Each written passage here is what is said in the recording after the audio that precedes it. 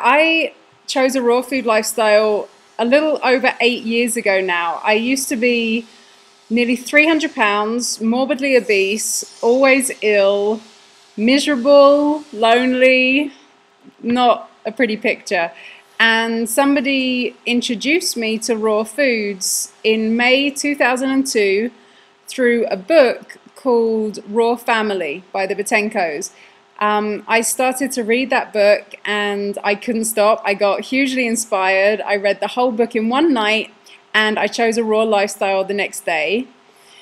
In the first year of my raw food journey, I released 105 pounds. And within 2 years, about 160 pounds was gone and has stayed off ever since.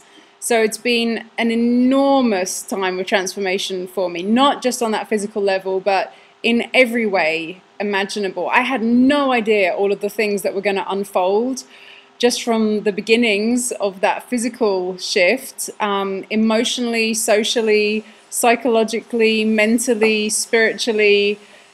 I mean, my life has just changed in so many ways. It's pretty much unrecognizable these days from how it was 8 or 9 years ago.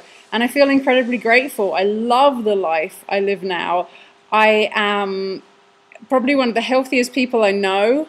I'm living in a place and with a person who I completely love.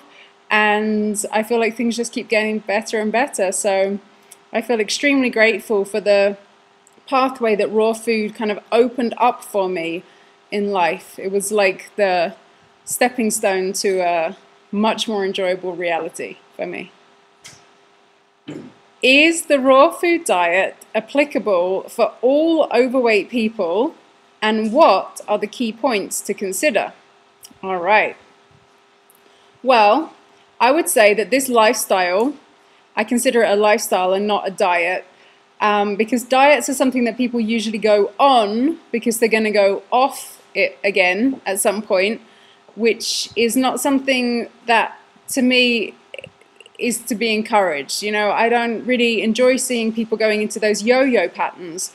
I like to think of this as a lifestyle, and the question of whether it's applicable for all overweight people is a very complex one as far as I can see, because it's not just about calories in, calories out.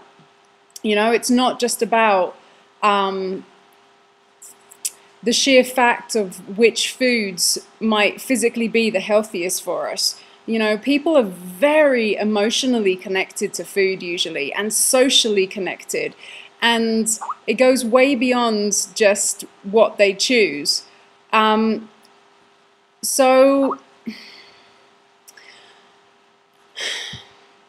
if somebody is morbidly obese, like I was, or they're overweight, my feeling is that in terms of the physical fuel they could be putting into their body, there's no healthier choice, as far as I can see, that they could be making than eating raw. That goes for anybody, whether they're overweight or not. As far as I can see, eating raw is the healthiest thing for a human body, just as all animals in the wild eat raw food. You don't see zebras eating pasta and giraffes eating hamburgers, you know.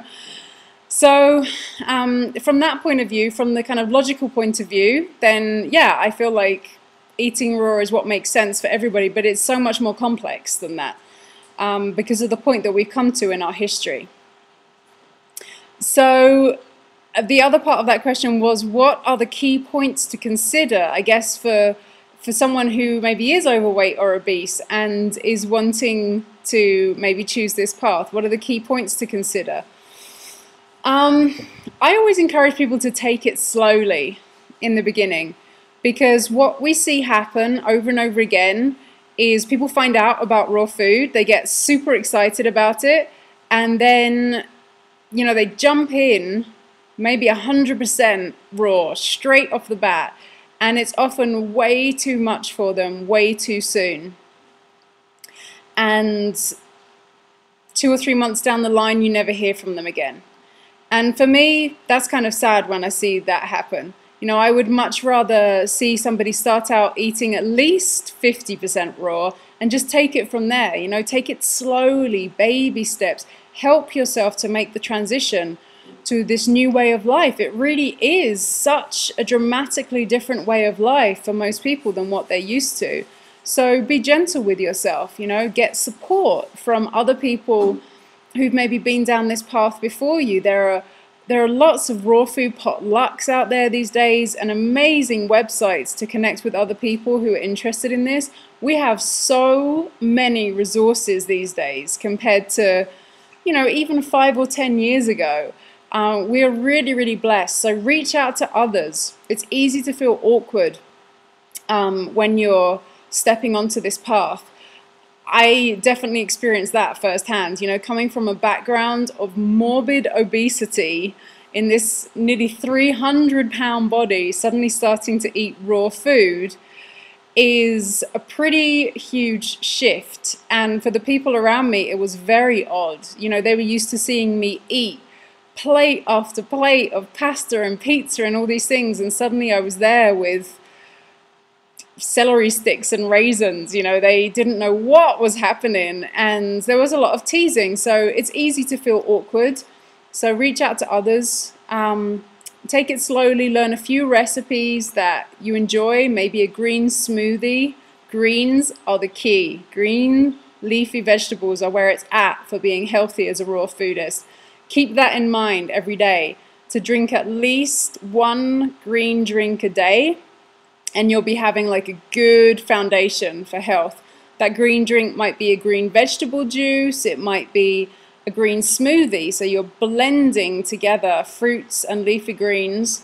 There's some great websites out there for raw food recipes these days, so, you know, Google around, poke around on the internet, see what you can find.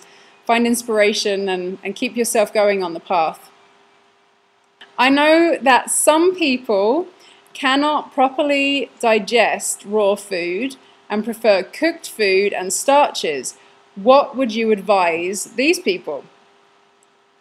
Right, that's another part of the complexity of whether raw food is appropriate for everybody right now, immediately. The point that we've come to, a lot of us have very low hydrochloric acid. We have approximately 7 generations or so now of people eating very processed foods in the kind of Western cultures. You know, so our bodies have adapted to some degree to these very starchy foods and handling all of these kind of processed things, and some people really struggle to go from that kind of background into eating primarily raw, even if, you know, logically, if we look around in nature, what are all the animals in nature eating? Well, what does a gorilla eat? What does an ox eat? What does a cow eat? These massive, healthy, strong, muscly animals, they primarily eat greens, you know? So even if that might be the background that we came from at some point, primarily eating greens and wild foods and maybe some berries and fruits, depending on where we were, for many of us, that's a challenge now. So if somebody finds they're in that situation and they do want to eat more raw food, you know, that's always a choice. It's not a competition. You don't have to eat this way. Things that might be useful for somebody in that situation would be to intake raw food in forms that are really easy to digest. So juices, for example, that's going to be a great example, because if you make sure there's no fiber in the juice, it's literally like instantly absorbable into the body. Through the stomach, it will just go straight into all the tissues of your body, into your bloodstream. Smoothies are another pretty easy way for people to get stuff into their bodies in a way that's kind of like pre-digested. You know, it's kind of like the blender has done the work for you. Most people these days do not chew their food anywhere near as much as might be optimal.